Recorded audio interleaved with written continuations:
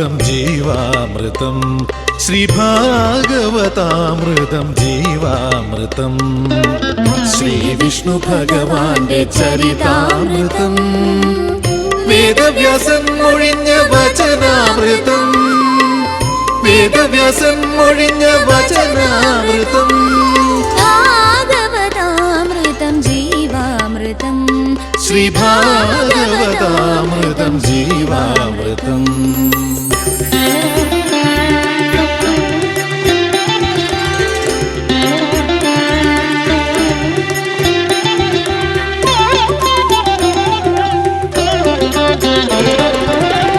നാരായണ നമ നാരായണ ഹരി നാമം പരബ്രഹ്മജ്ഞാനാമൃതം നാരായണ നമ നാരായണ ഹരി നാമം പരബ്രഹ്മജ്ഞാനാമൃതം ഹരിനാമ സങ്കീർത്തനം പാടി ലോകത്തിൽ ഹരിയുടെ കരുണ കഥ പറയാം വൈഷ്ണവ വൈഭവ കഥ പറയാം ശ്രീകൃഷ്ണ കൃപാവര കഥ പറയാം വൈഷ്ണവ വൈഭവ കഥ പറയാം ശ്രീകൃഷ്ണ കൃപാവര കഥ പറയാം ഭാഗവതാമൃതം ജീവാമൃതം ശ്രീ ഭാഗവതാമൃതം ജീവാമൃതം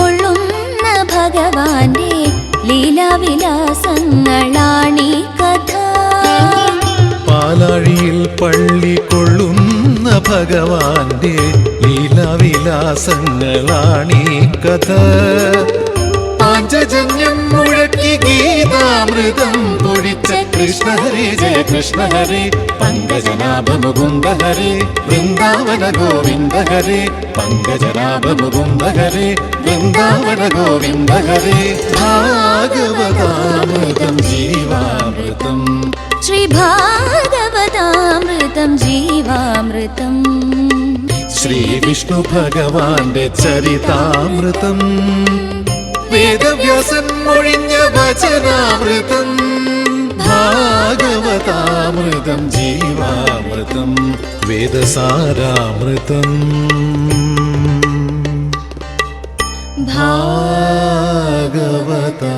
ഭാഗവതാമൃതം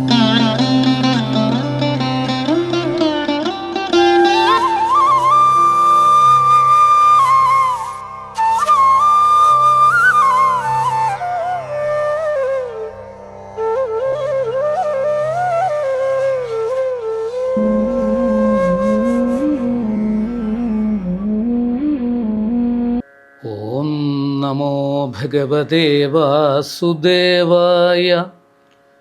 ഓം നമോ ഭഗവതേ വാസുദേവായ. ഓം നമോ ഭഗവതേ വാസുദേവായ.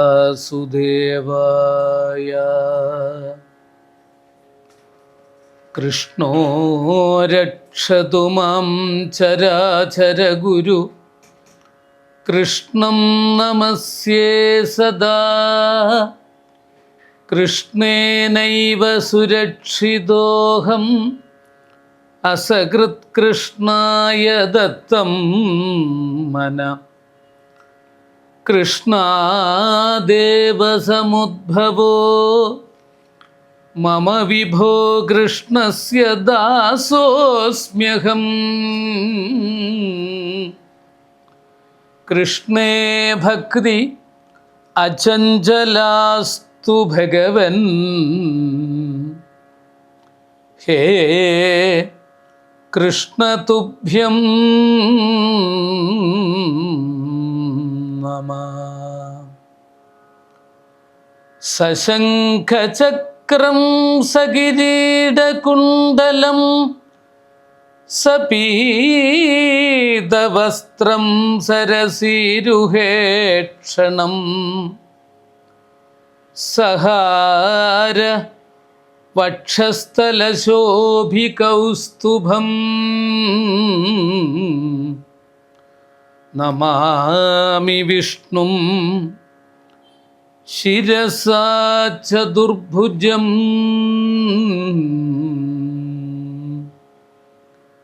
യസ്യ സ്മരണമാത്രേണ ജന്മസംസാരബന്ധനാത് വിമുച്യതേ. നമസ്തസ്മൈ വിഷ്ണവേ പ്രഭവിഷ്ണവേ.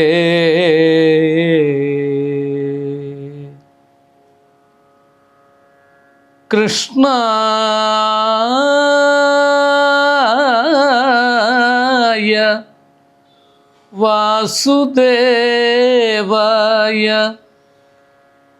ദേവകീനന്ദനായ ച നന്ദഗോപകുമാരായ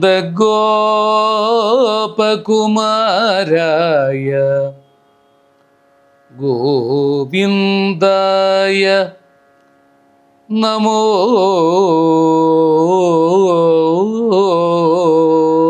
നമഃ. നാരായണായ നമ നാരായണായ നമ നാരായണായ നമ നാരായണായ നമ. നാരായണ സകല സന്താപനാശന ജഗന്നാഥ വിഷ്ണു ഹരി നാരായണായ നമ നാരായണായ നമ നാരായണായ നമ നാരായണായ നമ നാരായണായ നമ നാരായണായ നമ നാരായണായ നമ നാരായണായ നമ നാരായണായ നമ. ഗുരുനാഥൻ തുണ ചെയ്ക സന്തതം തിരുനാമങ്ങൾ നാവിന്മേലെപ്പോഴും പിരിയാതെയിരിക്കണം നമ്മുടെ നരജന്മം സഫലമാക്കിടുവാൻ. നമ്മുടെ നരജന്മം സഫലമാക്കിടുവാൻ. കൃഷ്ണ കൃഷ്ണ മുകുന്ദ ജനാർദ്ദന കൃഷ്ണ ഗോവിന്ദ നാരായണ ഹരേ. അച്യുതാനന്ദ ഗോവിന്ദ മാധവ സച്ചിദാനന്ദ നാരായണ ഹരേ. ഹരേ രാമ രാമ രാമ ഹരേ ഹരേ. ഹരേ കൃഷ്ണ കൃഷ്ണ കൃഷ്ണ ഹരേ ഹരേ. ഹരേ രാമ രാമ രാമ ഹരേ ഹരേ. ഹരേ കൃഷ്ണ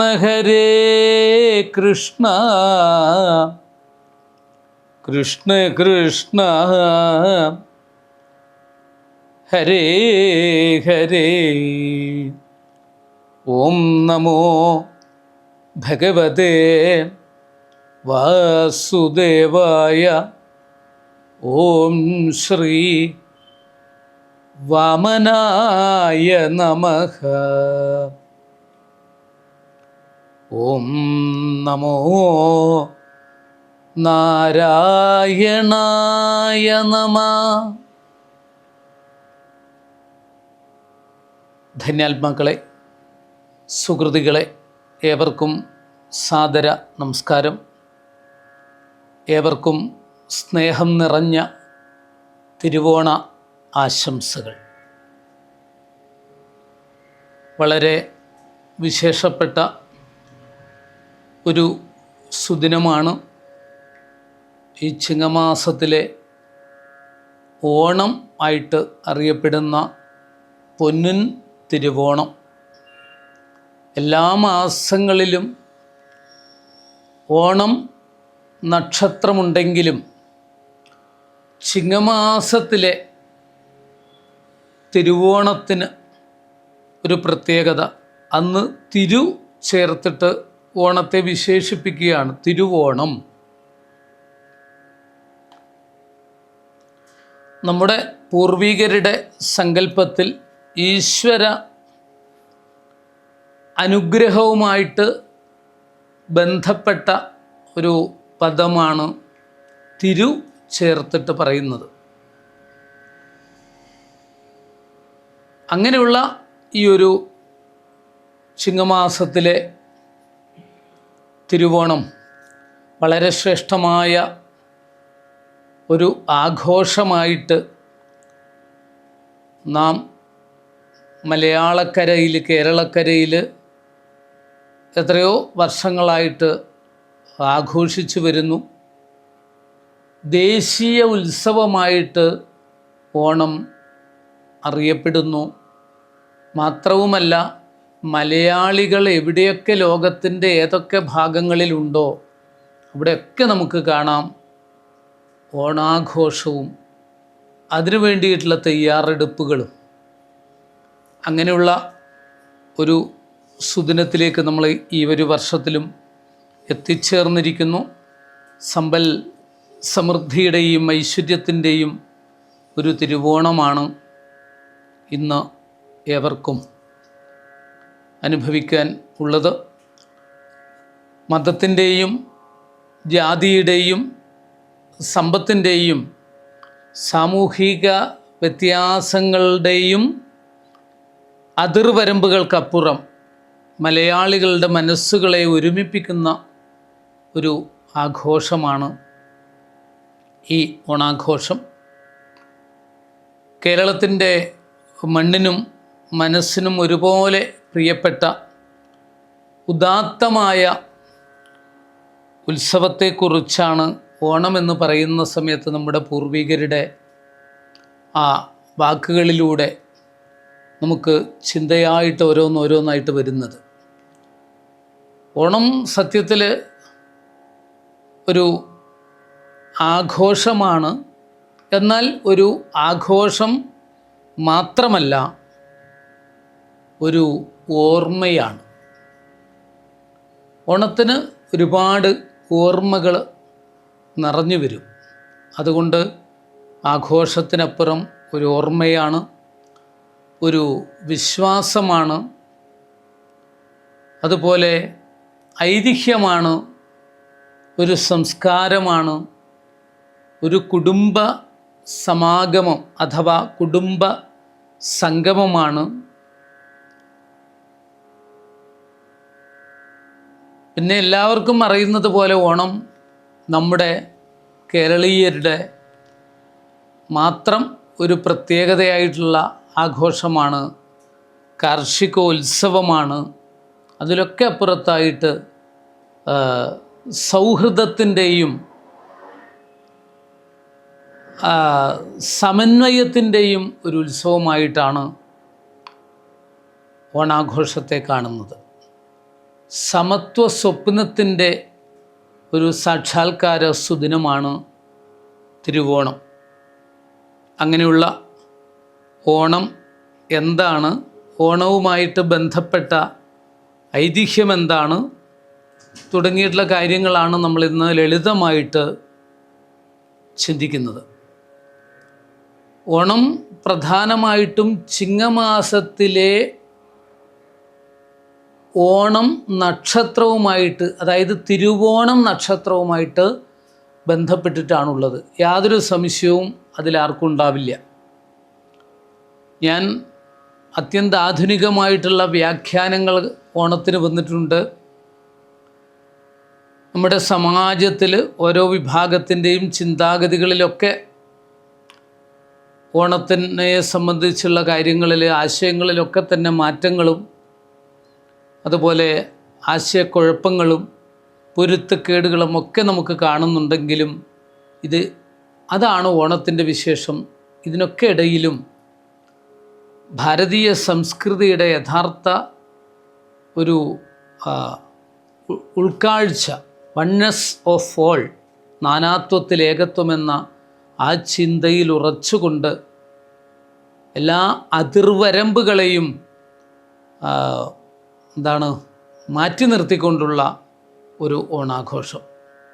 ചിങ്ങമാസത്തിലെ അത്തം പത്തോണം എന്നാണ് നമ്മൾ സാധാരണ മലയാളത്തിൽ കേട്ടിട്ടുള്ളത്. അത്തം പത്തോണം എന്ന് പറയുമ്പോൾ അത്തം നാൾ തൊട്ട് തിരുവോണം വരെയുള്ള 10 ദിവസങ്ങളിലാണ് മലയാളികൾ ഓണം ആഘോഷിക്കുന്നത്. ഏറ്റവും പ്രധാനമായിട്ട് നമ്മുടെ കേരളത്തിൽ ഓണാഘോഷം ഒരു പ്രസിദ്ധമായ ശിവക്ഷേത്രമായിട്ട് അറിയപ്പെടുന്ന തൃക്കാരിയൂർ വൈദ്യനാഥ ക്ഷേത്രത്തിലാണ് ഇന്ന് പണ്ട് കാലത്ത് പറയുന്നത് കേട്ടിട്ടുണ്ട് തുടക്കം കുറിക്കുന്നത്. പക്ഷേ അത്തച്ചമയത്തോടു കൂടിയിട്ടുള്ള ആഘോഷങ്ങളുടെ പൊലിമ, അതിന് തുടക്കം കുറിക്കുന്നത് എറണാകുളത്തുള്ള നമ്മുടെ എല്ലാവർക്കും വളരെ പ്രസിദ്ധമായിട്ട് അറിയപ്പെടുന്ന തൃക്കാക്കര ക്ഷേത്രത്തിലാണ്, അല്ലെങ്കിൽ തൃക്കാക്കരയുമായിട്ട് ബന്ധപ്പെട്ടിട്ടാണ്. തൃക്കാക്കര, അവിടെ മഹാവിഷ്ണുവിൻ്റെ ക്ഷേത്രമുണ്ട്. വാമനമൂർത്തിയായിട്ടുള്ള സങ്കല്പത്തോടു കൂടിയിട്ട് അവിടെ ആ ഭഗവാൻ വിഷ്ണുവിൻ്റെ തന്നെ സ്വരൂപമാണ് മത്സ്യകൂർമ്മ വരാഹ നാരസിംഹശ്ച വാമന രാമോ രാമശ്ച കൃഷ്ണകൽക്കി, ഇങ്ങനെയാണ് ദശാവതാരങ്ങളിൽ. അതിൽ മത്സ്യം, കൂർമ്മം, വരാഹം, നരസിംഹം കഴിഞ്ഞ് 4 കഴിഞ്ഞ് 5ാമത്തെ അവതാരമാണ് ഈ വാമനാവതാരം. പിന്നീടാണ് പരശുരാമനും ശ്രീരാമനും ഒക്കെ ആയിട്ട് വരുന്നത്. മത്സ്യം, കൂർമ്മം, വരാഹം, നരസിംഹം ഇതൊക്കെ കൃതയുഗത്തിലുള്ള അവതാരമാണ്. എന്നാൽ ത്രേതായുഗത്തിലാണ് വാമനാവതാരവും പരശുരാമാവതാരവും പിന്നെ ഒപ്പം തന്നെ ശ്രീരാമാവതാരവും ഐതിഹ്യങ്ങളിലൂടെ നമുക്ക് കാണിച്ചു തരുന്നത്. അങ്ങനെയുള്ള വാമനാവതാര സ്വരൂപിയായ ഭഗവാൻ വിഷ്ണു തന്നെയാണ്. ശംഖുചക്ര ഗദാപത്മങ്ങളോടുകൂടി ചിങ്ങമാസത്തിലെ പൊന്നും തിരുവോണത്തിൽ അവതരിച്ച ഭഗവാന്റെ സ്വരൂപത്തെയാണ് വാമനാവതാര മൂർത്തിയായിട്ട് കണക്കാക്കുന്നത്. പിന്നീട് ആ ഭഗവാൻ തന്നെ വേഷം മാറി ബ്രഹ്മചാരി വേഷത്തിൽ കാണുന്ന ഒരു രംഗം. അങ്ങനെ തൃക്കാക്കരപ്പനായിട്ടുള്ള ആ വാമനമൂർത്തിയുടെ സന്നിധിയിൽ ഒപ്പം തന്നെ സാക്ഷാൽ മഹാദേവൻ, തൃക്കാക്കര മഹാദേവൻ കൂടിയുണ്ട്. മാത്രമല്ല മഹാബലിക്ക് വേണ്ടിയിട്ട് പ്രത്യേകിച്ചിട്ടുള്ള ഒരു സ്ഥാനം, മഹാബലിയെ പൂജിക്കുന്ന, ഒപ്പം തന്നെ ചേർത്ത് നിർത്തിക്കൊണ്ട് വലതുഭാഗത്ത്, നമ്മുടെ വാമനമൂർത്തിയുടെ വലതുഭാഗത്ത് തന്നെ മഹാബലിയെ കൂടി ചേർത്ത് ക്ഷേത്രത്തിൽ സ്ഥാനം കൊടുത്തിരിക്കുന്ന ഒരു രംഗവും ആരാധനാ സമ്പ്രദായവും. സൂര്യൻ തൻ്റെ സഞ്ചാരത്തിനിടയിൽ സ്വക്ഷേത്രത്തിൽ തങ്ങുന്ന ആ ഒരു കാലയളവ് ആണ് ചിങ്ങമാസം എന്ന് പറയുക. സൂര്യൻ ഇങ്ങനെ സഞ്ചരിക്കുമ്പോൾ സ്വക്ഷേത്രമുണ്ട്, അത് ചിങ്ങമാണ്. ആ സ്വക്ഷേത്രത്തിൽ കഴിഞ്ഞുകൂടുന്ന 31 ദിവസം ആണ് നമ്മൾ സാധാരണ ചിങ്ങം ആയിട്ട് അറിയപ്പെടുന്നത്. സൂര്യൻ്റെ യഥാർത്ഥ നക്ഷത്രമാണ് അത്തം എന്നാണ് പറയുക. സൂര്യ ഭഗവാന്റെ നക്ഷത്രം അത്തമെന്നാണ് പറയുന്നത്. അങ്ങനെ അത്തം നാളിൽ സൂര്യോദയത്തിന് മുൻപ് തന്നെ കുളിച്ച് ശുദ്ധമായി സൂര്യവന്ദനം നടത്തിയതിന് ശേഷം അത്തത്തിൽ പൂക്കളം, 1-ാം പൂക്കളം അവിടെ തുടങ്ങും. ചിങ്ങമാസത്തിൻ്റെ മറ്റൊരു പ്രത്യേകതയാണിത്. അതായത് സൂര്യൻ ഉദയം, ആദ്യത്തെ സൂര്യോദയത്തിൽ ചിങ്ങത്തിൽ നമ്മൾ ചിങ്ങവെള്ളം വെക്കുക, മറ്റുള്ള ആരാധനകളൊക്കെ ഉണ്ടെങ്കിലും ഈ അത്തം തൊട്ട് സൂര്യവന്ദനം നടത്തിയിട്ട് ഒരുപാട് പ്രത്യേകതകളുള്ള മാസമാണ് ചിങ്ങമാസം. ഭഗവാൻ ശ്രീകൃഷ്ണാവതാരമെടുത്ത മാസം.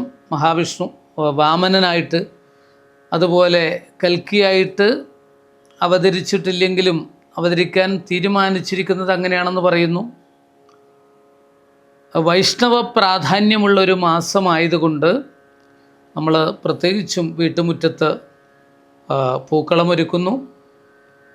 27 നക്ഷത്രങ്ങളിൽപ്പെട്ട ഈ ഓണത്തിൽ മഹാവിഷ്ണുവിൻ്റെ നക്ഷത്രമാണ് തിരുവോണം. ബഹുമാനപൂർവം ഓണത്തെ തിരുവോണമായിട്ട് പറയുന്നു. ചിങ്ങമാസത്തിലെ വെളുത്തപക്ഷ ശുക്ല ദ്വാദശി എന്ന് പറയും. വെളുത്തപക്ഷ ദ്വാദശി തിഥിയിൽ തിരുവോണം നക്ഷത്രത്തിലാണ് മഹാവിഷ്ണു ഭഗവാൻ കശ്യപൻ്റെയും അദിതി ദേവിയുടെയും പുത്രനായിട്ട് അസുരാധിപത്യത്തിൽ നിന്ന് മോചിപ്പിക്കാൻ, അതായത് ദേവാധിപത്യമുണ്ടായിരുന്ന സ്ഥലത്ത് ആ ദേവന്മാരെ മഹാവിഷ്ണു നിശ്ചയിച്ച കാലയളവിനൊക്കെ എത്രയോ മുൻപ് തന്നെ താഴെ ഇറക്കി അസുരാധിപത്യം വന്ന സമയത്ത് അത് മോചിപ്പിക്കേണ്ടത്, അതായത് ഭഗവാന്റെ അവതാരത്തിൻ്റെ ലക്ഷ്യമാണ്.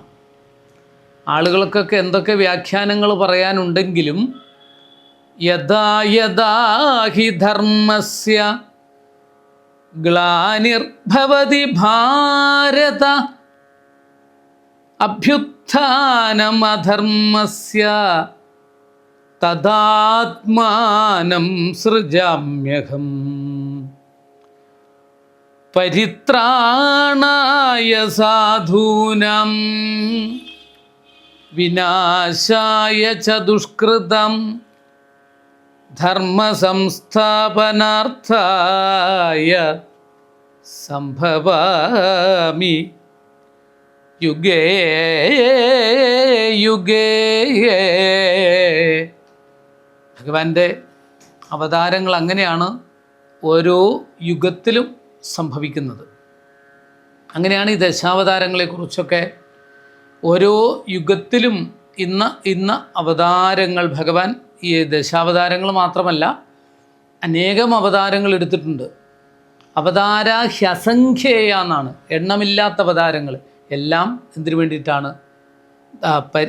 ധർമ്മത്തെ സംരക്ഷിക്കുന്നതിന് വേണ്ടി, ധർമ്മത്തെ നിലനിർത്തുന്നതിന് വേണ്ടി, നഷ്ടപ്പെട്ടുകൊണ്ടിരിക്കുന്ന ധർമ്മത്തെ ഉറപ്പിക്കുന്നതിന് വേണ്ടി, അധർമ്മത്തെ ഇല്ലായ്മ ചെയ്യുന്നതിന് വേണ്ടി. ഇതാണ് ഓണവുമായിട്ട് ബന്ധപ്പെട്ട ഒരു ഐതിഹ്യത്തിൻ്റെ പശ്ചാത്തലം. നമുക്ക് ഏറ്റവും വലിയ അനേകം പുരാണങ്ങളുണ്ടെങ്കിലും ഈ 17 പുരാണങ്ങളിൽ വാമന പുരാണത്തിൽ വളരെ ശ്രേഷ്ഠമായിട്ട് ഓണത്തെക്കുറിച്ച് വിസ്തരിച്ച് വർണ്ണിക്കുന്നുണ്ട്. പിന്നീട് വലുപ്പത്തിലല്ല, അതിൻ്റെ ഗാംഭീര്യം കൊണ്ടും പ്രാധാന്യം കൊണ്ടും പർവ്വതങ്ങളിൽ ഹിമാലയം എത്രമാത്രം ഉയർന്നു നിൽക്കുന്നുവോ അതുപോലെ പുരാണങ്ങളിൽ ഏറ്റവും ശ്രേഷ്ഠമായിട്ട് നിൽക്കുന്നതാണ് ശ്രീമദ് ഭാഗവതം. അങ്ങനെയുള്ള ശ്രീമദ് ഭാഗവതത്തിൽ 8ാമത്തെ സ്കന്ധത്തിൽ 15 മുതൽ 23 വരെയായിട്ടുള്ള അധ്യായങ്ങൾ, 15, 16, 17, 18, 19, 20, 21, 22, 23, 8 അധ്യായങ്ങൾ കൊണ്ട് വർണ്ണിക്കുന്ന കഥാഭാഗം വിസ്തരിച്ച്, സംശയം മറ്റുള്ളവർക്ക് വരാത്ത രീതിയിൽ വിസ്തരിച്ച് വർണ്ണിക്കുന്നതാണ് മഹാബലിയുടെ ചരിത്രം. ഓണവുമായിട്ട് ബന്ധപ്പെട്ട ചരിത്രമല്ല കേട്ടോ, മഹാബലിയുടെ ചരിത്രമാണ് ഈ പറഞ്ഞത്. ആ മഹാബലിയാണ് പിൽക്കാലത്ത് നമ്മുടെ ദേശത്തിനനുസരിച്ച് അറിയപ്പെടുന്നത്, ഈ മാവേലിയായിട്ട് അറിയപ്പെടുന്നത്. കേരളത്തിലെ അറിയപ്പെടുന്ന മുൻ ഭരണാധികാരി, ഒരുപാട് കാലം കേരളം ഭരിച്ച ഭരണാധികാരി മാവേലി. അങ്ങനെയുള്ള മാവേലിയെ മഹാവിഷ്ണു പ്രത്യേക രൂപത്തിൽ വന്നു. അതാണ് വാമനനായിട്ടുള്ള ഒരു അവതാരമെടുത്തത്. അങ്ങനെ ചവിട്ടിത്താഴ്ത്തി എന്നൊക്കെയായിട്ടുള്ള പല പല കെട്ടുകഥകളും ഇല്ലാത്ത കഥകളും നുണപ്രചാരണങ്ങളും ലോകത്തിൽ ധാരാളം നടക്കുകയും അതിനെ വിശ്വസിക്കുകയും ചെയ്യുന്ന ഒരു സമാജം എപ്പോഴുമുണ്ട്. പക്ഷേ നമ്മൾ ഏതിൻ്റെ അടിസ്ഥാനത്തിലാണ് വിശ്വാസം നിലനിർത്തുന്നത്? അത് നമ്മൾ എത്രയെത്രയോ പൗരാണികമായിട്ട് ഇന്ന് കാണുന്ന വ്യതിയാനങ്ങളും അസമത്വ ചിന്തകളൊന്നും അപ്പുറത്തായിട്ട് ധർമ്മത്തെ നിലനിർത്താൻ ഈശ്വരൻ അവതരിച്ചു എന്ന ആ ഒരു സങ്കല്പത്തിൽ ഉറച്ചു വിശ്വസിച്ചുകൊണ്ട് അതിനെ അടിസ്ഥാനമാക്കി നമ്മൾ വിശ്വസിക്കുന്നതിനെയാണ് ഐതിഹ്യം എന്ന് പറയുന്നത്. അങ്ങനെയുള്ള ഐതിഹ്യ പെരുമ നോക്കുമ്പോൾ എന്തൊക്കെയാണ് നമ്മുടെ ഓണത്തിന് വിശേഷം എന്ന് നമ്മൾക്ക് ചിന്തിക്കുന്നത് ഒന്നുകൂടി ഓർമ്മിക്കാൻ വേണ്ടിയിട്ട് ഇത് പ്രയോജനപ്പെടും. അതാണ് ശ്രീമദ് ഭാഗവതത്തിൽ പറഞ്ഞു തരുന്നത്. അപ്പോൾ ഭാഗവതത്തിൽ നൂറ്റാണ്ടുകൾക്ക് മുമ്പ്, അതായത് ത്രേതായുഗത്തിൻ്റെ കഥ പറയുന്ന ഒരു പശ്ചാത്തലത്തിൽ നിന്നും അത്യന്ത ആധുനിക കാലഘട്ടത്തിലേക്ക് വരുന്ന നമുക്ക് അതുപോലെ ഓണത്തിൻ്റെ ചരിത്രവും ഐതിഹ്യങ്ങളും ഉൾക്കൊള്ളുവാൻ കുറച്ചൊരു പ്രയാസം ഉണ്ടാകും. പക്ഷേ നമ്മളത് മനസ്സിലാക്കുക എന്നുള്ളതാണ്. നമ്മൾ സാധാരണ തിരുവോണത്തിന് അതിൻ്റെ ഐതിഹ്യമുണ്ട്, പ്രസക്തിയുണ്ട്.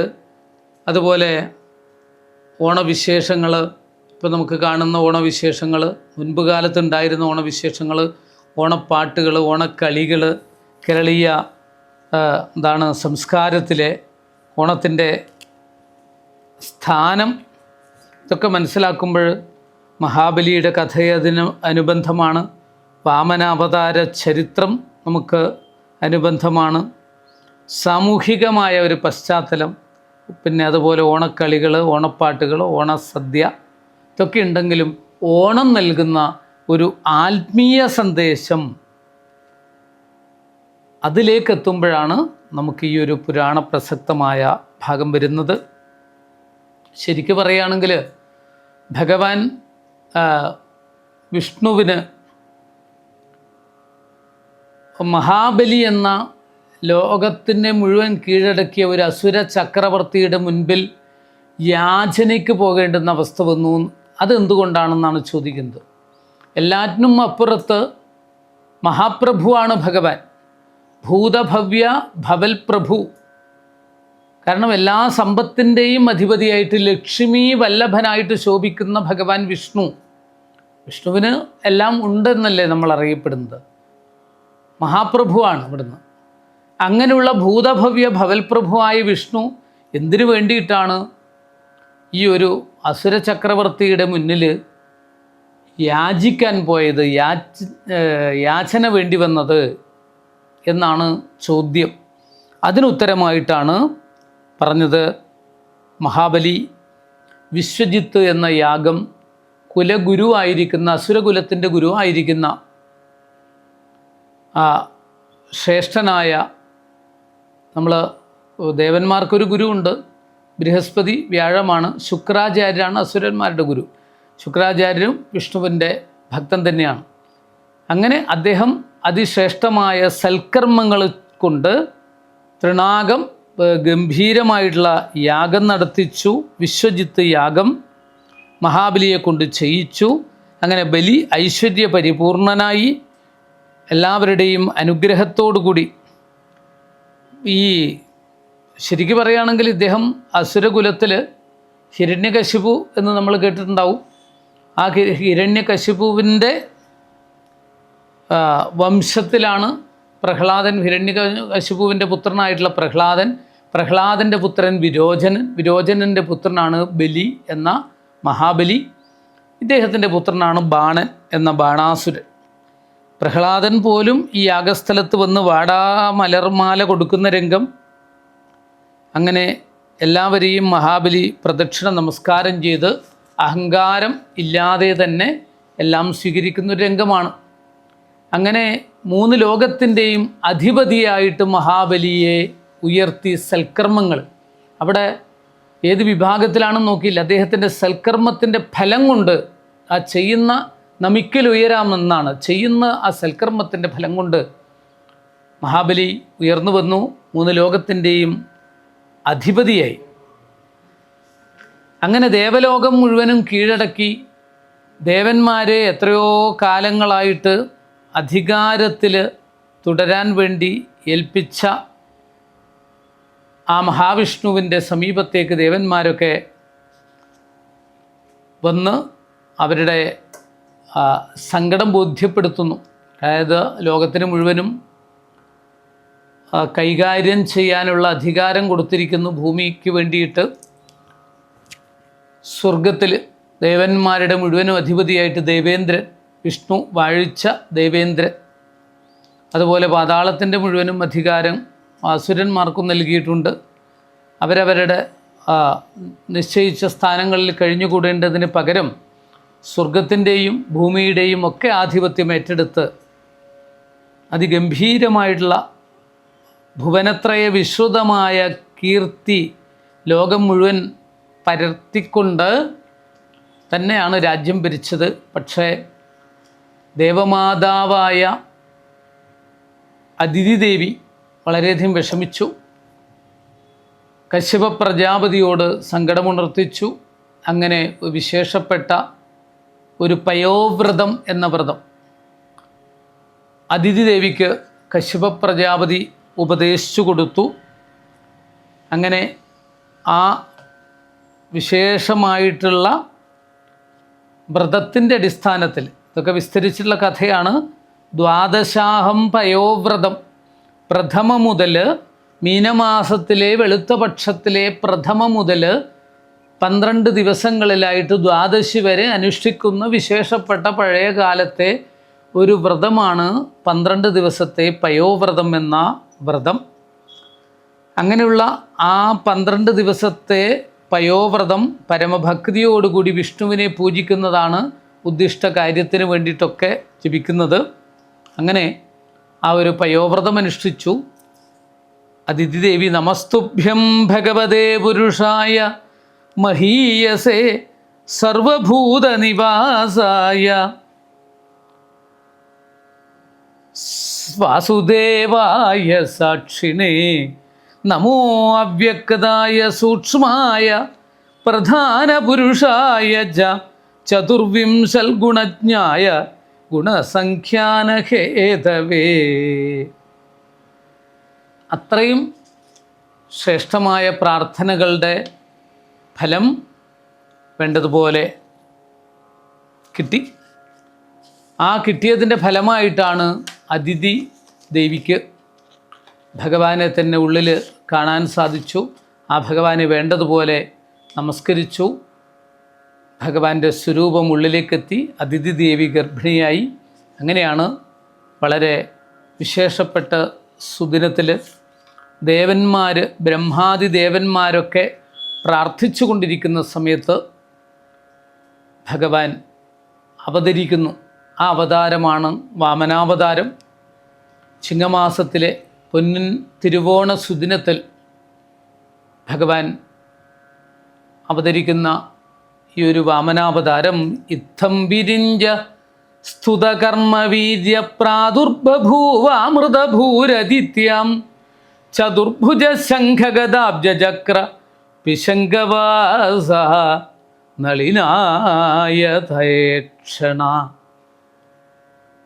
ഇങ്ങനെ ബ്രഹ്മാദി ദേവന്മാരാൽ വാഴ്ത്തപ്പെട്ട മഹിമയോടുകൂടിയ ഭഗവാൻ ശംഖ ചക്ര ഗദാധാരിയായി, ചതുർഭുജനായി, പീതാംബരധാരിയായി അദിതി ദേവിയുടെ ആ മുന്നിലിത അവതരിച്ചു, അല്ലെങ്കിൽ അദിതിയുടെ ഗർഭത്തിൽ അവതരിച്ചു. ഏറ്റവും ചെറുതും ഏറ്റവും വലുതും ഭഗവാനാണെന്ന് കാണിക്കുന്ന ഒരവതാരം കൂടിയാണ് വാമനാവതാരം. പ്രാസൂതജ പ്രകട വൈഷ്ണവ ദിവ്യരൂപം സാദ്വാദശി ശ്രവണ പുണ്യദിനേ ഭവന്തം. അത്യധികം ശ്രേഷ്ഠമായ ഭാവത്തോടുകൂടി ശ്രീകൃഷ്ണ അവതാരമൊക്കെ ജന്മാഷ്ടമിയിൽ എപ്രകാരമാണോ വിവരിക്കുന്നത് ചിങ്ങമാസത്തിൽ, അതുപോലെ തന്നെ ദിക്കുകളും ജലാശയങ്ങളും പ്രസന്നമായി ജനങ്ങൾ സന്തുഷ്ടിയാർന്നു. ആകാശവും ഭൂമിയും അന്തരീക്ഷവും ദേവന്മാരും ദ്വിജന്മാരും ഗോക്കളും സന്തോഷം പൂണ്ടു. ശ്രാവണമാസം എന്നാണ് ഈ മാസത്തെ പഴയ കാലത്ത് പറയുന്നത്. ചിങ്ങം, കന്നി എന്നൊക്കെയുള്ള നമ്മുടെ മലയാള മാസമൊക്കെ മലയാളക്കരയുമായിട്ട് ബന്ധപ്പെട്ട് പിൽക്കാലത്ത് വന്നതാണെന്ന് നമുക്കറിയാം. 1200 വർഷത്തിൻ്റെ പഴക്കം മാത്രമാണ് നമ്മുടെ മലയാള മാസത്തിനുള്ളതെങ്കിൽ എത്രയെത്രയോ നൂറ്റാണ്ടുകളായിട്ട് അറിയപ്പെടുന്ന ഒരു മാസമാണ് ശ്രാവണ മാസം. അത് ചന്ദ്രനുമായിട്ട് ബന്ധപ്പെട്ട് വാവോടുകൂടി, കറുത്ത വാവോടുകൂടി, വെളുത്ത വാവോടുകൂടി, പ്രഥമ, ദ്വിതീയ, തൃതീയ തിഥിയോടുകൂടി പ്രാധാന്യം ചേർന്നിട്ടുള്ള മാസമാണ്. അങ്ങനെയുള്ളൊരു മാസത്തിലാണ് അന്ന് തിരുവോണ നക്ഷത്രമാണ് വരുന്നത്. നമ്മളെ സംബന്ധിച്ച് അത് ചിങ്ങത്തിലാണ് വരുന്നതെന്ന് മാത്രം. ശ്രാവണ മാസം വെളുത്ത ശുക്ല ദ്വാദശിയിൽ, വെളുത്ത ദ്വാദശിയിൽ അഭിജിത്ത് എന്ന മുഹൂർത്തത്തിൽ ഭഗവാൻ തിരു അവതാരം ചെയ്തു. ഭഗവാൻ അവതാരം ചെയ്ത ആ ദ്വാദശി വിജയ എന്നുകൂടി അറിയപ്പെടുന്നു. അസുരവാദ്യമില്ലാതെ ശംഖ് മുൻപിൽ അങ്ങനെ വിളിക്കുന്ന ഒരു രംഗം. വാനവർ പുഷ്പവൃഷ്ടി ചെയ്തു. മൃദംഗം, ശംഖ് മുതലായ വാദ്യഘോഷങ്ങളോടുകൂടി എല്ലാവരും നൃത്തമാടി ആനന്ദസാഗരത്തിലാറാടി. മാതാപിതാക്കൾ നോക്കിയിരിക്കെ ദിവ്യ ആയുധധരനായ ആ മൂർത്തി ശ്രീഹരി ഭഗവാൻ ശംഖചക്ര ഗദാപത്മങ്ങളോടുകൂടി 4 കൈകളോടുകൂടിയിട്ടുള്ള ആ ഉണ്ണി തൻ്റെ സ്വരൂപത്തെയൊക്കെ ഇങ്ങോട്ട് മാറ്റിവെച്ച്, അതായത് ഒരു വാമന വടുവായി തീർന്നു എന്നാണ്. ഉയരം കുറഞ്ഞ് തടിച്ച ദേഹത്തോടുകൂടി ഉയരം കുറഞ്ഞ തം വടും വാമനം ദൃഷ്ട്വാ മോദമാന മഹർഷയ, ഒരു ബ്രാഹ്മണ കുട്ടിയായിട്ട് ആണ് ജനിച്ച. കശ്യപ പ്രജാപതിയിലാണല്ലോ അവരുടെ ഉണ്ണിയായിട്ടാണ്. പക്ഷേ അങ്ങനെയുള്ള ആ ഉണ്ണിക്ക് ഉപനയനം ചെയ്യിക്കുക എന്നുള്ള ചടങ്ങ് ആണ് പിന്നീട് നടന്നത്. കശ്യപ പ്രജാപതി ഉപനയനം ചെയ്യിക്കുക. ഗുരോഹ ഉപനയതി, ഉപനയനം ഗുരുവിൻ്റെ സമീപത്തേക്ക് കൂട്ടിക്കൊണ്ടുപോകുന്ന ഒരു ചടങ്ങ്. വേദാധ്യയനത്തിന് വേണ്ടിയിട്ട്, ബ്രഹ്മജ്ഞാനം നേടുന്നതിന് വേണ്ടിയിട്ട് ഈ ഒരു സമ്പ്രദായമുണ്ട്. അതാണ് ശരിയായിട്ടുള്ള ഉപനയനം. അങ്ങനെയുള്ള ആ ഒരു ഉപനയന ഘട്ടത്തിലേക്കെത്തി. ഉപനയനത്തിൻ്റെ കുറേ ചടങ്ങുകളുണ്ട്. അതൊന്നിനി വിസ്തരിക്കാൻ നമുക്ക് ഇന്നത്തെ ഈ ഒരു ദിവസത്തിൽ പറ്റില്ല. കാരണം കൃഷ്ണാജിനം, മേഖല, അതുപോലെ പൂണൂല് ഒക്കെ ഇടുന്ന ചടങ്ങുകളാണല്ലോ.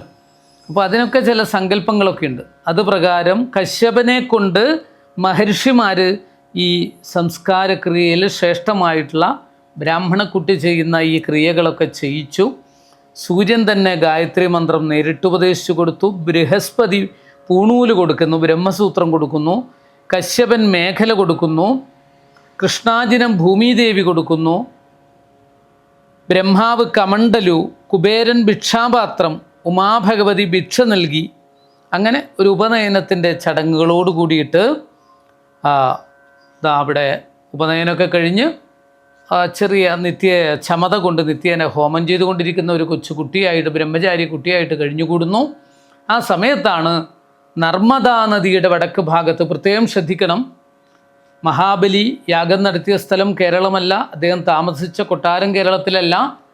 അന്ന് നർമ്മദായാത്തട ഉത്തരേ ബലേ യർദ്വിജസ്തേ ഭൃഗുകച്ച സംജ്ഞകേ പ്രവർത്തയന്തോ ഭഗവക്രതോത്തമം വ്യജക്ഷതാരാതുദിതം യഥാരവിം. ഇവിടെ 2-3 കാര്യങ്ങൾ വളരെ പ്രസക്തമാണ്. ഒന്ന്, ആളുകൾ പലപ്പോഴും പറയുന്ന 1-2 കാര്യത്തിനുള്ള ഒരു വിശദീകരണം അല്ലെങ്കിൽ ഒരു സ്പഷ്ടീകരണം, അതാണ് ഇവിടെ ഉദ്ദേശിക്കുന്നത്. ഒന്ന്, നമ്മൾ സാധാരണയായിട്ട് നമ്മൾ എല്ലാം അറിയുന്ന അവരെന്ന് വിശ്വസിക്കുന്ന മലയാളികളൊക്കെ തിരുവോണ ഐതിഹ്യവുമായിട്ട് ബന്ധപ്പെട്ട് പറയാറുള്ളത്, ഒന്ന് നേരത്തെ പറഞ്ഞ എന്താണ് മാവേലിയെ ചവിട്ടിത്താഴ്ത്തി എന്നുള്ള, മഹാബലിയെ എന്നാണോ അറിയില്ല, മാവേലി എന്നാണ് പറയുന്നത്, അത് ഇദ്ദേഹം ആയിരിക്കില്ല ഒന്ന്. പിന്നെ രണ്ടാമത്, കേരളം ഭരിച്ചിരുന്ന ഒരു പഴയ നാടുവാഴിയായിരുന്നു മഹാബലി എന്നാണ് പറയുന്നത്. എന്നാൽ മഹാബലി കേരളമല്ല ഭരിച്ചത്, അദ്ദേഹം വിശ്വേശം 3 ലോകവും കീഴടക്കി ഭരിച്ചിട്ടുണ്ടായിരുന്നു. പക്ഷെ മഹാബലി ഭരിക്കുന്ന അന്നത്തെ ഭൂപടത്തിൽ കേരളത്തിന് സ്ഥാനമില്ല. അന്ന് കേരളം സമുദ്രത്തിനടിയിലുള്ള ഭാഗമായിരുന്നു. പിന്നീട് പരശുരാമാവതാരത്തിൽ, ഐതിഹ്യങ്ങൾ വിശ്വസിക്കുന്നവരാണെങ്കിലാണ് പറഞ്ഞത്, നമ്മുടെ ഭാഗവതം കൃത്യമായിട്ട് പറയുന്നു പരശുരാമാവതാരത്തോടു കൂടിയിട്ട് കേരളം ഉണ്ടായി എന്നാണ്. അങ്ങനെയാണെങ്കിൽ ഇല്ലാത്ത കേരളത്തിലെ ഒരു ഭരണാധികാരിയും ഇല്ലാത്തതാവണം. അതുകൊണ്ട് അതിന് ഒന്നും പ്രസക്തിയില്ല. പിന്നെ കൃത്യമായിട്ട് പ്രമാണപ്രകാരം പറയുന്നു, നർമ്മദാ നദി, ഗുജറാത്തിൻ്റെ ആ ഒരു വടക്ക് അറ്റത്തായിട്ട് നമുക്ക് കാണാം നർമ്മദാ നദി.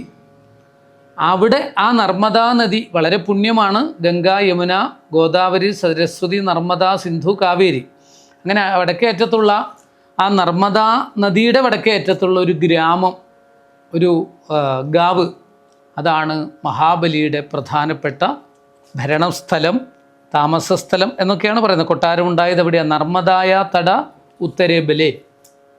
ഇനി എപ്പോഴെങ്കിലും നമ്മൾ ആ നർമ്മദയുടെ തീരത്തോ, അങ്കലേശ്വർ, അത് കഴിഞ്ഞ് നർമ്മദ കഴിഞ്ഞിട്ട് അവിടെയൊക്കെ പോയിട്ട് നമ്മളിപ്പോഴും, എപ്പോഴെങ്കിലും അല്ല, നമ്മൾക്കിപ്പോഴും ചോദിച്ചു കഴിഞ്ഞാൽ അവിടെ മഹാബലിപുരം എന്നറിയപ്പെടുന്ന സ്ഥലങ്ങളാണ് ഏറ്റവും കൂടുതലുള്ളത്. മഹാബലിപുരം ശരിക്കും അവിടെയാണുള്ളത്. അല്ലാതെ പലയിടത്തും കാണുമെങ്കിലും ഇവിടെയാണ് യഥാർത്ഥത്തിലുള്ള മഹാബലിപുരം. അപ്പോൾ തന്നെ നമുക്കൊരു കാര്യം മനസ്സിലാകും, അവിടെയാണ് ഏതിന് സ്ഥാനമുണ്ടായത്?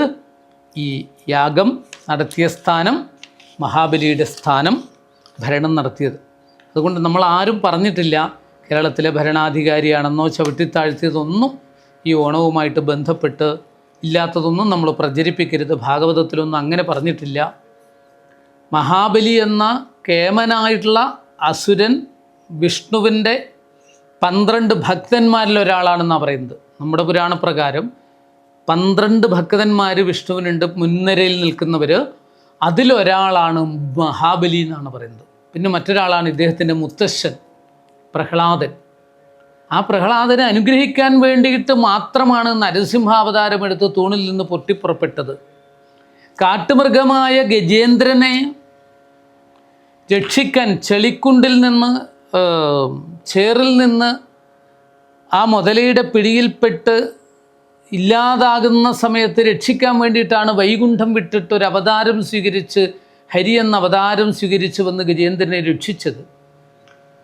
ഭൂമിയെ രക്ഷിക്കാൻ വേണ്ടിയിട്ട് അവതാരമെടുത്തു. ഇങ്ങനെ നോക്കുന്ന സമയത്ത് ഇവിടെയൊന്നും ഉച്ചനീചത്വങ്ങൾക്കൊന്നും സ്ഥാനമില്ലാതെ, അവിടെ ബ്രാഹ്മണനാണോ വൈശ്യനാണോ ശൂദ്രനാണോ എന്ന് നോക്കിയിട്ടല്ല, അവിടെ ഹൃദയത്തിൽ ഭക്തിയുണ്ടോ എന്ന് നോക്കിയിട്ട് അനുഗ്രഹിച്ചിട്ടുള്ള ചരിത്രമാണ് നമ്മുടെ പുരാണങ്ങളിൽ പറഞ്ഞു തന്നിട്ടുള്ളത്. നമ്മളതിനെ വ്യാഖ്യാനിക്കുന്ന അവിടെയാണ് തെറ്റുകൾ വന്നിട്ടുള്ളത്. ഇവിടെ കൃത്യമായിട്ട് പറഞ്ഞു. ഇനി അന്വേഷിച്ച് നോക്കുക. നർമ്മദായ തട ഉത്തരേബലെ, നർമ്മദയുടെ തെക്കേ വടക്കേ തീരത്ത് ഉള്ള അവിടെ വെച്ചിട്ടാണ് യാഗം നടത്തിയത്. ആ വടക്കേ തീരത്ത് വെച്ചാണ് യാഗം നടത്തിയത്. അവിടെയൊക്കെ എന്താണ്, ഇവിടെ ഭൃഗുകച്ഛ സംജ്ഞകം എന്നാണ് പറയുന്നത്.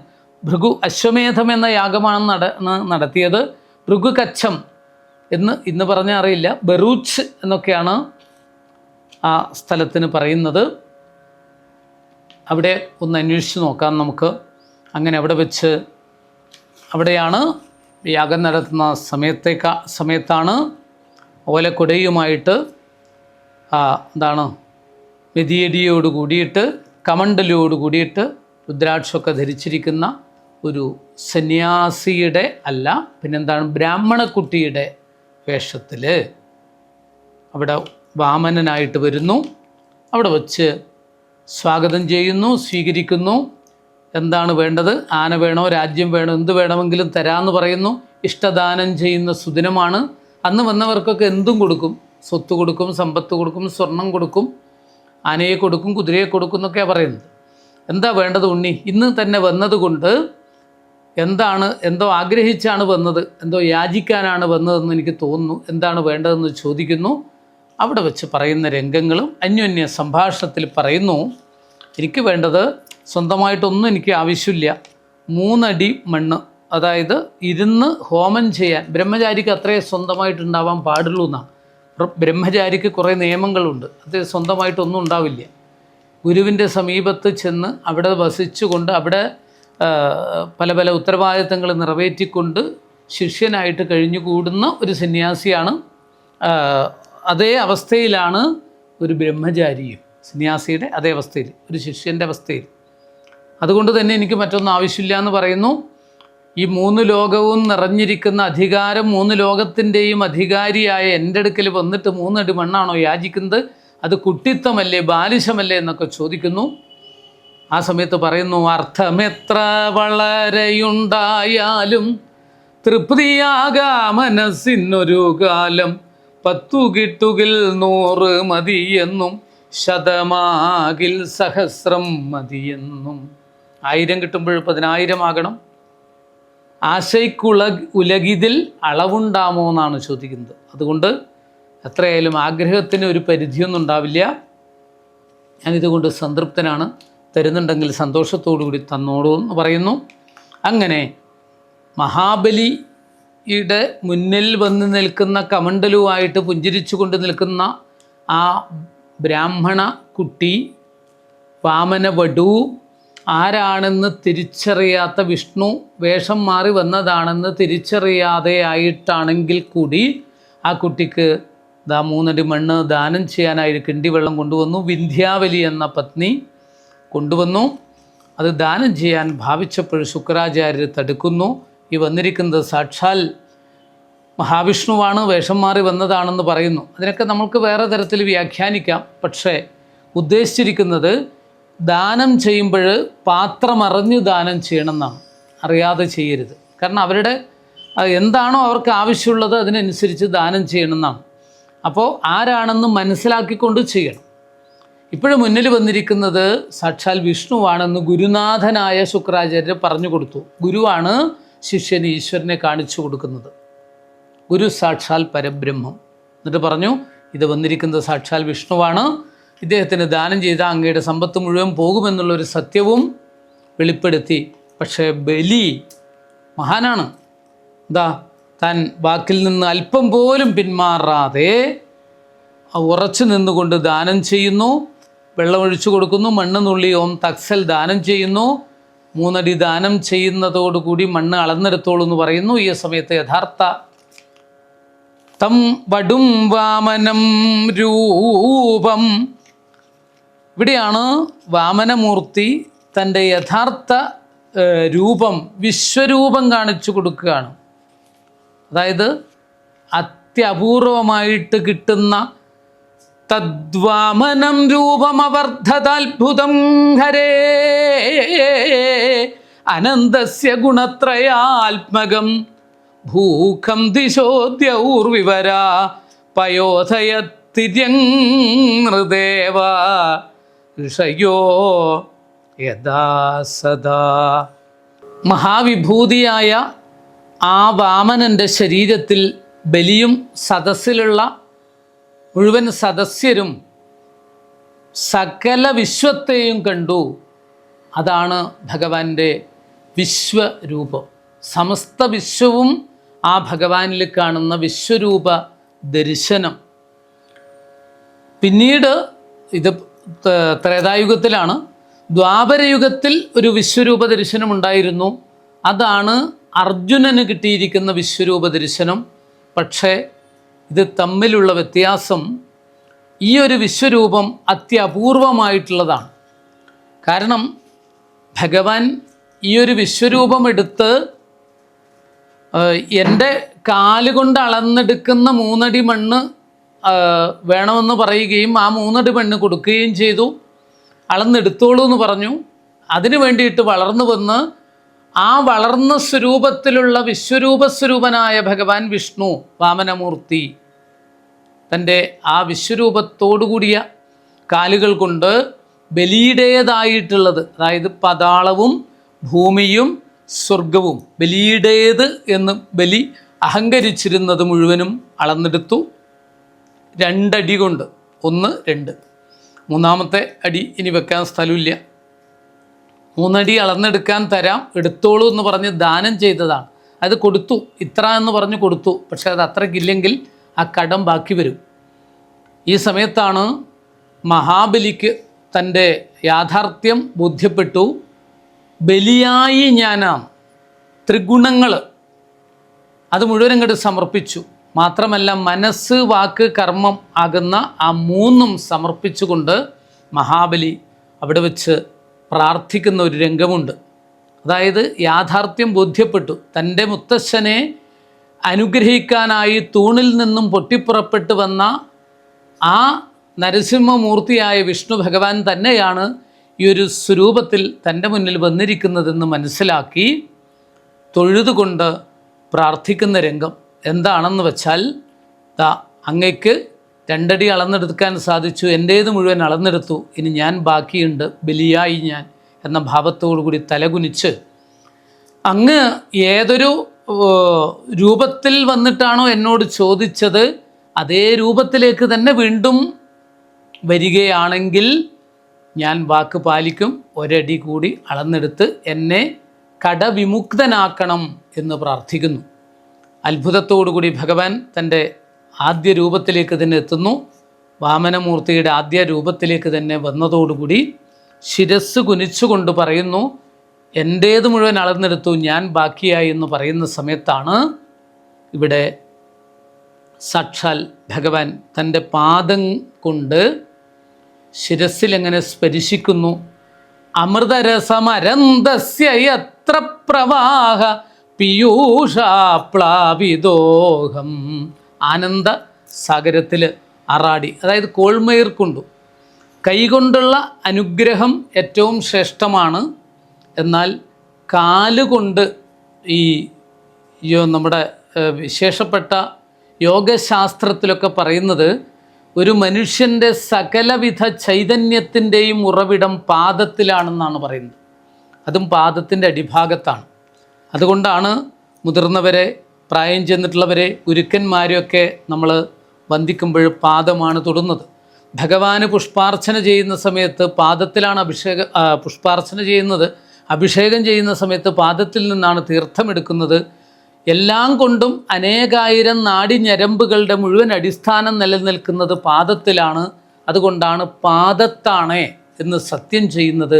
പാദത്തിന് ഏറ്റവും ശ്രേഷ്ഠതയുള്ളത് കൊണ്ട് നാരായണീയത്തിൽ ഭട്ടതിരിപ്പാട് ഗുരുവായൂരപ്പനോട് പറഞ്ഞതുപോലെ യോഗീന്ദ്രാണം ത്വദംഗേഷു അധിക സുമധുരം മുക്തിഭാജാം നിവാസോ ഭക്താനാം കാമവർഷ ദ്യുതരുകിസലയം നാഥ തേ പാദമൂലം. അതായത് ഭക്തന്മാർക്ക് അഭീഷ്ടങ്ങളെ, ആഗ്രഹങ്ങളെ കറന്നെടുക്കാൻ സാധിക്കുന്ന തരത്തിലുള്ള ശക്തി വിശേഷമാണ് അവിടുത്തെ പാദത്തിൻ്റെ അടിഭാഗം. അത് ഞങ്ങൾക്ക് കാണണമേ എന്ന് ഋഷീശ്വരന്മാർ കൊതിക്കുന്നു. അങ്ങനെയുള്ള ആ പാദത്തിൻ്റെ അടിഭാഗം ശിരസിലേറ്റാനുള്ള മഹാഭാഗ്യമാണ് ഉണ്ടായത്. ഇതാണ് നമ്മൾ തെറ്റിദ്ധരിച്ച് ചവിട്ടിത്താഴ്ത്തി എന്നൊക്കെ പറയുന്നത്. ആ ശിരസിൽ സ്പരിശിച്ചതോടുകൂടി ആനന്ദസാഗരത്തിൽ ആറാടി ആ ശിരസിലേക്ക് സ്പരിശിക്കാൻ ചവിട്ടാനായിട്ട് ഉയർത്തിയ സമയത്താണ് പാദത്തിൻ്റെ അടിഭാഗം കാണാൻ മഹാബലിക്ക് മാത്രം സാധിച്ചത്. ലോകത്തിൽ അത്രയും യോഗ്യത നേടിയ മഹാബലിയെ വാമനമൂർത്തി കൈപിടിച്ച് സുതലത്തിലേക്ക് കൂട്ടിക്കൊണ്ടുപോകുന്നു. ഭാഗവതത്തിലൊക്കെ കഥ പറയുന്നത് മഹാബലിയുടെ സുതലപ്രവേശം എന്നാണ് പറയുന്നത്. പാതാളത്തിലേക്കല്ല പോകുന്നത്. അതലം, വിതലം, സുതലം, തലാതലം, മഹാതലം, രസാതലം, പാതാളം. ആ സുതലം, മൂന്നാമത്തെ സ്വർഗത്തിലുള്ളവർ പോലും പ്രാർത്ഥിക്കുന്ന സുതലത്തിലേക്ക് കൂട്ടിക്കൊണ്ടുപോയി അവിടെ ഉപേന്ദ്രനായിട്ട് ഇന്ദ്രൻ, അടുത്ത മന്വന്തരത്തിൽ ഇന്ദ്രനാക്കുന്നതിന് വേണ്ടി മഹാബലിയെ ഉപേന്ദ്രനായിട്ട് വാഴിച്ച് അവിടെ വെച്ച് വാമനമൂർത്തി പറഞ്ഞു, ഞാൻ പുറത്ത് ഗോപുരത്തിന് പുറത്ത് കാവൽ നിൽക്കാട്ടോ, അങ്ങേക്ക് ഞാൻ കാവൽക്കാരനായിട്ടുണ്ടാകും എന്ന ഭാവത്തിൽ വാമന അവതാരം അവിടെ കാവൽക്കാരനായിട്ട് നിൽക്കുന്നു എന്നുള്ള വിശേഷപ്പെട്ട ഐതിഹ്യ ചരിത്രമാണ് ശ്രീമദ് ഭാഗവതത്തിലൂടെ നമുക്ക് ഈ ചിങ്ങമാസത്തിലെ തിരുവോണവുമായിട്ട് ബന്ധപ്പെട്ട് പറയുന്നത്. ആ വാമനാവതാര ചരിത്രവും അതിൻ്റെ ഐതിഹ്യവുമായിട്ട് ബന്ധപ്പെട്ടിട്ട് പിൽക്കാലത്ത് എത്രയോ നൂറ്റാണ്ടുകൾ കഴിഞ്ഞ്, ഇത് ത്രേതായുഗത്തിലുള്ളതാണെങ്കിൽ എത്രയോ നൂറ്റാണ്ടുകൾ കഴിഞ്ഞ്, വർഷങ്ങൾ എത്രയോ കഴിഞ്ഞതിന് ശേഷമാണ് കേരളമുണ്ടാവുകയും കേരളത്തിൽ ജനങ്ങൾ ഒപ്പം തന്നെ തൃക്കാക്കര അപ്പനോടൊപ്പം തന്നെ മഹാബലിയെ പൂജിക്കുന്ന രംഗം ഇന്ന് നമ്മൾ കാണുന്നത് പോലെ ഭഗവാനോടൊപ്പം തന്നെ ഭക്തനെയും വ്യത്യാസമില്ലാതെ പൂവിട്ട് പൂജിക്കുന്ന ഒരു ആചാര അനുഷ്ഠാനത്തോടു കൂടിയിട്ടുള്ള ആഘോഷമായിട്ട് ഓണാഘോഷം മാറിയത്. അങ്ങനെയുള്ള ഈ ഒരു ചിങ്ങമാസത്തിലെ തിരുവോണത്തിൽ നമുക്ക് എല്ലാവർക്കും സമത്വത്തോടു കൂടിയിട്ടുള്ള ചിന്താഗതികൾ, അതുപോലെ സദ്വിചാരങ്ങളോട് കൂടിയിട്ടുള്ള ജീവിതം, ഇത് രണ്ടും ഉണ്ടാക്കി തീർക്കാൻ സർവേശ്വരനായ ഭഗവാൻ അനുഗ്രഹിക്കണമേ എന്ന് പ്രാർത്ഥിക്കുന്നു. ഒരിക്കൽ കൂടി എല്ലാവർക്കും സ്നേഹത്തിൻ്റെയും സമൃദ്ധിയുടെയും ഓണം ആശംസിക്കുന്നു. സ്വസ്തി പ്രജാഭ്യ പരിപാലയന്താം ന്യായേണ മാർഗേണ മഹിം മഹീഷാഃ ഗോബ്രാഹ്മണേഭ്യഃ ശുഭമസ്തു നിത്യം ലോകാ സമസ്താഃ സുഖിനോ ഭവന്തു. കായേന വാചാ മനസേന്ദ്രിയൈർവാ ബുദ്ധ്യാത്മനാ വാ പ്രകൃതേ സ്വഭാവാൽ കരോമി യദ്യൽ സകലം പരസ്മൈ നാരായണ നാരായണ നാരായണായേതി സമർപ്പയാമി. ഹരേ രാമ രാമ രാമ ഹരേ ഹരേ, ഹരേ കൃഷ്ണ